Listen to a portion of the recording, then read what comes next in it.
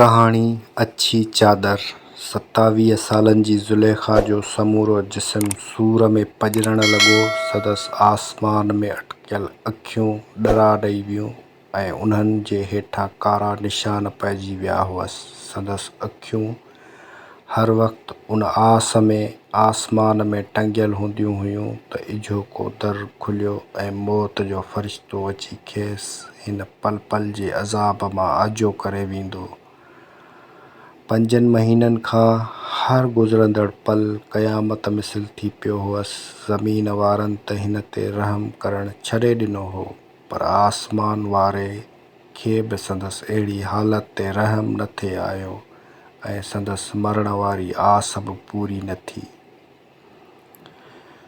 हूअ पकियुनि सिरनि सां ठहियल 2 कमरनि वारे घर जे पासे में ॿकिरियुनि जे छन में पियल छिॻियल खट ते सुतल हुई।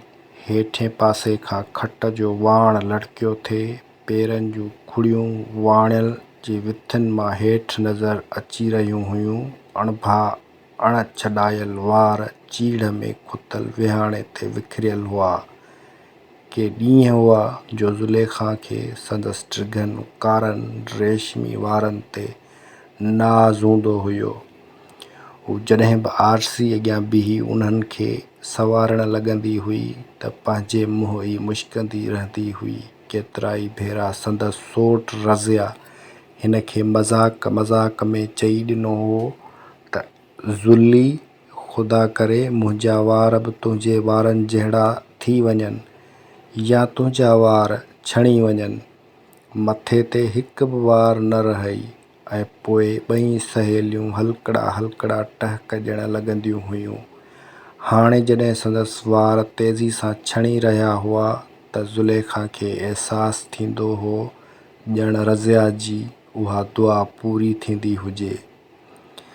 संदसि धीउ पठाणी हिन ॾांहुं पाणी जो वॾो वटो खणी आई। हाणे धीउ खां सवाइ हिन ॾांहुं ॿियो केर बि न ईंदो हो। मखियुनि जी भिण भिण जे करे ज़ुलेखा खे वेतर बेक़रारी थी रही हुई ऐं हिन हथनि सां मुंहं ताईं आयल मखियुनि खे तड़ियो थे। ईअं करण सां बि संदसि तकलीफ़ वधियो थे वई। कुझु ॾींहं अॻु मंझंदि जे वक़्तु जॾहिं रज़िया हिन सां मिलणु आई त संदसि झुरंदड़ हालत ॾिसी हिन खां छिरक निकिरी वियो ऐं आह भरे आसमान ॾांहुं ॾिसंदे हथ जोड़े चपनि में भिणकियो हुयाईं, रब साईं, तूं बंदे जा ऐब न खोल, सदाईं उनखे पंहिंजे पनाह में ढके रख। रज़िया खे उन ॻाल्हि जो बि अरमान थियो त छा ही उहा ई ज़ुलेखा आहे जंहिं ते जवानी आई हुई त ओड़े पाड़े जा जवान छोकिरा ऐं पका पोढ़ा मर्द हिन सां लाऊं लहण जा ख़्वाब ॾिसण लॻा हुआ। जॾहिं चेल्ह जेॾा ड्रिघा वार सॻी में ॿधी ॿाहिरि निकिरंदी हुई त मर्द संदसि पेरनि में विछाइजी वेंदा हुआ। को अंधो ई हूंदो जेको ज़ुलेखा जो हुस्न ॾिसी खेसि पहिरीं नज़र में दिलि न ॾेई वेहे। रंग बि भूरो हुअसि, वॾियूं कारियूं कजलियूं ॾींदड़ अखियूं। हाणे त हू हॾनि जो पिंजरो थी पई हुई, ॼणु जिस्म ते मांस ई न हुजेसि। कारा रेशमी वार बि बाक़ी वञी बचा हुअसि। अखियूं बि ॾरा ॾेई वियूं हुअसि ऐं उन्हनि जे हेठां कारा निशान अची वियसि। रज़िया संदसि अहिड़ी हालत घणी देरि न ॾिसी सघंदी हुई ऐं संदसि अखियूं ॻोढ़नि सां भरिजी ईंदियूं हुयूं। हू खेसि बिना कुझु चए ॿुधी सुॾिका भरींदी हली वेंदी हुई। 5 महीना अॻु ज़ुलेखा रंधिणे में काठ जी संदली ते वेही मंझंदि जी मानी पचाए रही हुई। हिन थुल्ही काठी खे बाहि ॾांहुं सोरियो जो ओचितो खेसि खाॿी छाती में सूर जी सट पई। सूर बि अहिड़ो सूर जो अखियुनि आॾो ऊंदाह अची वियसि। हूअ मथे खे हथ ॾेई सूर जे वञण जो इंतज़ारु करणु लॻी। खेसि सीने में साड़े जो अहसासु बि थियो, ॼणु कंहिं संदसि खाॿी छाती ते तंदूर मां ॿरंदड़ टांडा रखे छॾिया हुजनि। खेसि साह बि मुंझंदे महसूस थियो। हू जिस्म जे समूरी सघ गॾु करे संदली तां उथी कमरे में आई ऐं खट ते लेटी। शाम ताईं वेतर सूर वधण लॻसि। खेसि उहो बि अहसासु थियो त संदसि खाॿी छाती साॼी छाती खां वॾी थी पई आहे ऐं उन वॾी थींदड़ छाती में ई सूरु पियो थियसि। शाम जो जॾहिं 32 सालनि जो ईदन घर वियो त ज़ाल खे बिना पाणी जे मच्छी जियां तड़पंदे ॾिसी ॼण रूह में चूंडड़ी लॻसि बि कीअं न।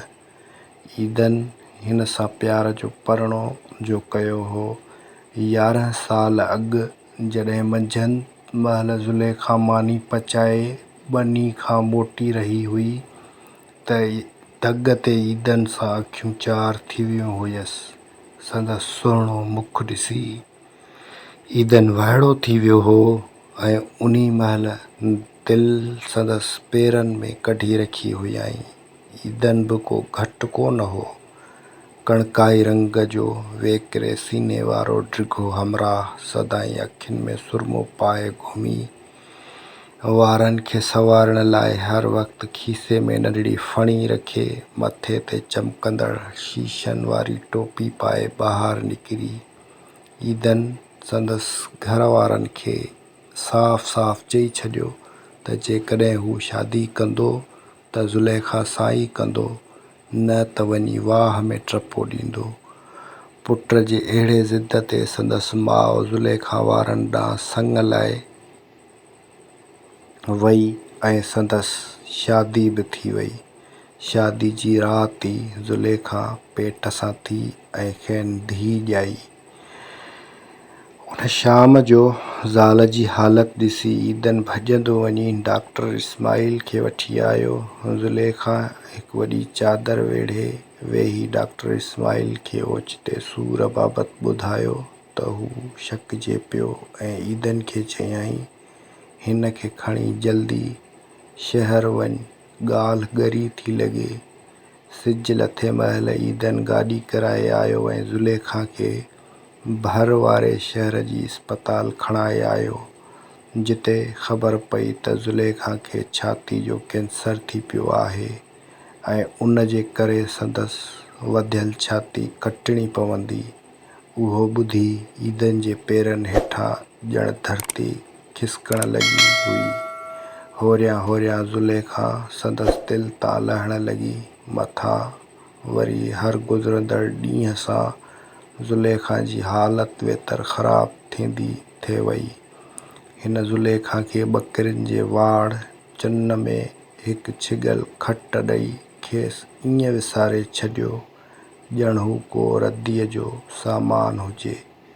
ज़ुलेखा जी बीमारी जे 2 महीननि में ई ईदन वरी माल मता ऐं कमकार जो बहानो ॼाणाए परिणजण जो फ़ैसिलो करे छॾियो हो।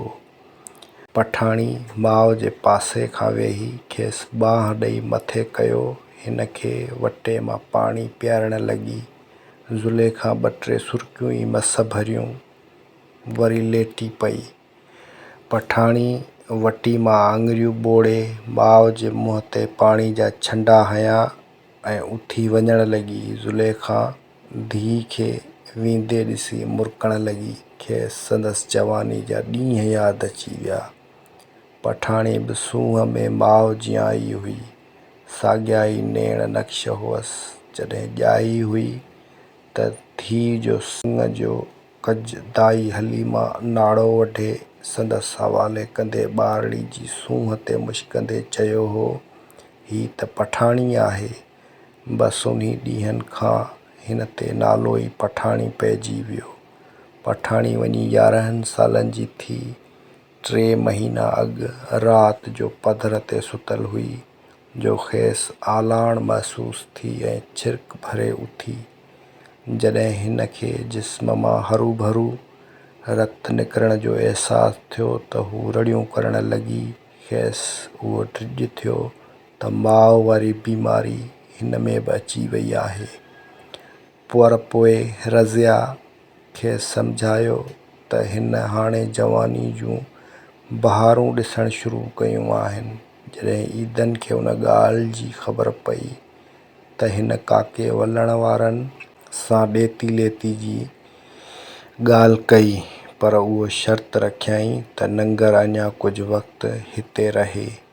पठाणी खे वेगी माउ जे तरफ़ां ज़ुलेखा जे हिसे जी मिलियल कम में ई सिजु चढ़ी ईंदो हो ऐं स्कूल देरि सां पहुचण ते मास्तरियाणी जा दड़का वेतर हीसाए विझंदा हुअसि। 2 ॾींहं अॻु ज़ुलेखा जी हालत सफ़ा हथां निकिरी वई ऐं फजर जी निमाज़ वक़्तु संदसि रूह जो पखी जिस्म जे पिंजरे मां आज़ाद थी आसमान ॾांहुं उॾामण लॻो। पठाणी माउ जे ॾुख में बेहाल थी पई। टीजे खां पोइ घर मां ओड़ो पाड़ो परे वारा मिट माइट सभु को वञी पंहिंजे घर रसियो। पठाणी रोज़ जियां सुबुह सां तरे भॻल तगारी में पुराणी पिंडी विझी गंद जो खोड़ जे भरिसां पुराणी रेली जे पूर जूं अॻड़ियूं खणी सैनो ठाहे पुराणी जाइ ॾे छेणनि जूं 6 तगारियूं थफे हथ धोई ख़ाली पेट किताब खणी स्कूल वेंदी हुई। खेसि माउ जो अहिड़ो त ॾुखु रसियो हो जो हर वक़्तु विञायल ऐं सोच में ॿुॾल रहण लॻी, जंहिं करे हू पढ़ण में बि पोइते थियण लॻी। हू रिसेस दौरान बि क्लास में ई वेठी रहंदी हुई। रांदि रूंद में का बि दिलचस्पी न रही हुअसि। खेसि रुॻो अकेलो वेही माउ खे यादि करण में ई मज़ो ईंदो हो। मोकल जो घंट वॼण खां पोइ शागिर्द ख़ुशी में रड़ियूं कंदा वठी भॼंदा हुआ। मोकल थी वई या वरी को शरारती ॿारु वॾे वाके रड़ करे चवंदो हो, ओ जेको खटी आयो ख़ैर सां। उन ते वॾा टहिक लॻी वेंदा हुआ। पर पठाणी खे उन ॻाल्हि जो पतो बि तॾहिं पवंदो हो जॾहिं स्कूल जो पटेवालो साबिर, जेको ईदन जो सोट बि हो, उहो क्लास खे तालो ॾियण लाइ ईंदो हो त पठाणी खे बेंच मां किताब कढी हथ में ॾेई खेसि स्कूल जे पोयां वारी भित जी भिक में बीठल ॿेर जे वण मां ॿेर पटे ॾींदो हो। उन ॿेर जी हू ॿारनि खां हिफ़ाज़त बि कंदो हो। थोरो वक़्तु गुज़रण खां पोइ हिकु ॾींहुं पठाणी जी वेगी माउ ईदन खे चयो, अदा वारनि नियापो करायो आहे त हाणे साबू खां रहियो नथो थिए, शादी जी तारीख़ ॿधो। हा सही आहे, खेनि चइजि जेका तारीख़ उहे ॾियनि असांखे क़बूल आहे, ईदन ज़ाल जे ज़ुल्फ़नि सां खेॾंदे चयसि। ॿिए ॾींहं खां पठाणी जो स्कूल वञणु बंदि कयो वियो। संदसि माउ पठाणी जे ॾाज लाइ 7 रिलियूं, जंहिंमें 3 टुक जूं चादरूं, सॻियूं थांव, कुझु विहाणा, कुझु कपिड़नि जा जोड़ा, थाल्हियूं वटियूं, जेके 4 चांदी जूं चूड़ियूं ज़ुलेखा खे वेझाइण महिल मुलियाणी लाहे रखियूं हुयूं, से सभु पेती में रखे शादी जा ॾींहं मथे चढ़ी आया त महिमान जी अचु वञु बि शुरू थी। पठाणी जी ओस्ता महमद में रहंदड़ मासी बि आई। संदसि मासी ॾाज टाकिण ऐं कुंवार जे खाधे पीते जो ख़्यालु रखणु शुरू कयो। शादी जी राति ॻाढ़े वॻे में सींगारजी सभिनी सहेलियुनि खे ॿाहिरि कढी मासी कुझु ज़रूरी हिदायतूं ॾिनियूं। मासी हेॾां होॾां ॾिसी राज़दारी वारे अंदाज़ में चयसि, अमड़ तोखां का ग़लती थी हुजे त ॿुधाए, इंसान ख़ता जो घरु आहे। तुंहिंजा साहुरा ॾाढा ॾिंगा माण्हू आहिनि, शक में ई कुंवार खे मारे विझंदा आहिनि। उहे जुमिला ॿुधी पठाणी जा छेह छॾाइजी विया ऐं कुझु घड़ियूं अखियूं चिंभंदे ई रहिजी वियूं। कुझु देरि खां पोइ पठाणी जे साॼी अखि मां हिकु ॻोढ़ो ॻल ते लीक ठाहींदो अची झोली में किरियो। ॻाढ़े वॻे ते जड़ियल हीरनि जो ॾेख ॾियण लॻो। चाचा साबिर पठाणी सुॾकनि में नालो खंयो। मासी सम्झी वई ऐं रंधिणे में वई। खारे हेठां रखियल गोश्त जी ॿूटी खईं। कड़े भॻल कोप में पाणी ढुक विझी खणी अची दरी ते रखियल थांवनि सां गॾु रखियाईं। पठाणी खे भाकुर में कंदे सम्झाइण शुरू कयाईं, तुंहिंजे मुड़ुस जीअं ई पेशाब जे लाइ ॿाहिरि निकिरे त कोप में पियल कपह जो बुड़ो कढी अछी चादर ते हणी पंहिंजी पाकाई जो सबूत ॾिजां। मूंखे माहवारी साण हुजे हा त मां पंहिंजा दाग़ अॻवाट ई अछी चादर ते हणी छॾियां हा, पर मिठड़ी ईअं करणु न विसारजां। अछी चादर ई तुंहिंजी जान बचाए सघंदी ऐं उहा अछी चादर ई तुंहिंजी पाक दामनी हुजण जो सबूत हूंदी।